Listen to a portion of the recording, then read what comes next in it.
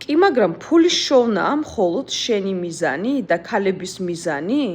ესეთი ინტრიგნული კითხვა დამისვა ძალიან ახლობელმა ადამიანმა. იცით, ყველას ყავთ ალბათ ისეთი ადამიანი საახლობლოში, რომელსაც ვერ გამორიყავ, ვერ გარიყავ, რადგან ის ადამიანი ბავშვობიდან მოდის და როდესაც ვიდეო კოლის ჩართვაში ვიყავით 10-11 ადამიანი, შორის ყველა ამერიკაში ცხოვრობს თითქმის.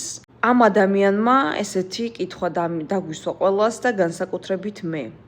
იმიტომ რომ მე ჩემს სამსახურში და YouTube-ში ხშირად ვამბობ და ვეუბნები ქალებს, რომ გაიკეთეთ ამულეტი, გაიკეთეთ ეს, გაიკეთეთ ის, ჯერ იშოვეთ ფული და მერე გაიკეთეთ მიბმა, ასე შემდეგ, იმიტომ რომ ფული გრჩებათ და კაცი შეიძლება თქვათ ან წავიდეს, ან დაგტოვოს, ან რა ვიცი, რაღაცა ბიზნესი გაუკოტრდეს და თქვენ მუდმივად უნდა გქონდეთ თქვენი ფული. მე ესეთი პასუხი გავეცი, რომ დიახ, მიზანი ფული არის, იმიტომ რომ ეს ძალიან კარგად იციან ჩემმა ემიგრანტმა ქართველებმა და არაემიგრანტმა ქალბატონებმაც, რომელიც საქართველოში შრომობენ და ვშრომობთ.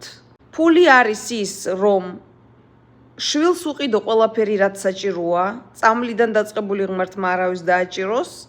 წამალი მარტო ეს ხო არ არის, ხო, ვიტამინიდან დაწყებული, დასვენებით და ჰაერის გამოცვლით დამთავრებული. ფული არის საჭირო იმისათვის, რომ დაეხმარო მშობელს. უყიდო წამალი, გაუკეთო, თქვათ, უკეთეს შემთხვევაში გააგზავნო კარგ კლინიკებში, რომ დიდხანს იცოცხლოს, დეტოქსი გაუკეთდეს. ასევე ფული არის იმისათვის საჭირო, გადასახადები გადაიხადო, სახლი იყიდო, ზოგი ადამიანი, ემიგრანტები წლობით შრომობენ, ქირაიში არიან, რომ საკუთარი სახლი იყიდონ, ჭერი ჰქონდეთ. დიახ, ფული საჭიროა, ფული არ არის მარტო ძვირფასი მოდა.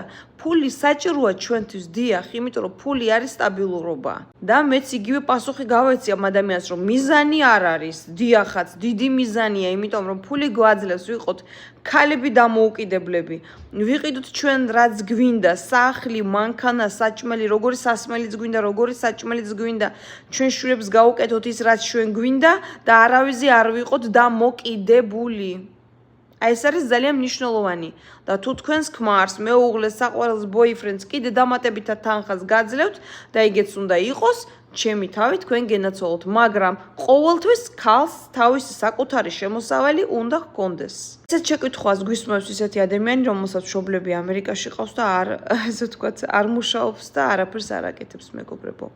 ხშირ შემთხვევაშიც ესე ხდება. ის ადამიანები გვარიგებენ ჭკუას, რომლებიც არაფერს არ აკეთებენ ცხოვრებაში. ამიტომ არავის არ დაუჯეროთ, რომ ფული არ არის საჭირო. ფული არის სტაბილურობა და ცხოვრების კარგი ხარისხი და ამის მერე სიცოცხლის ხანგრძლივობა.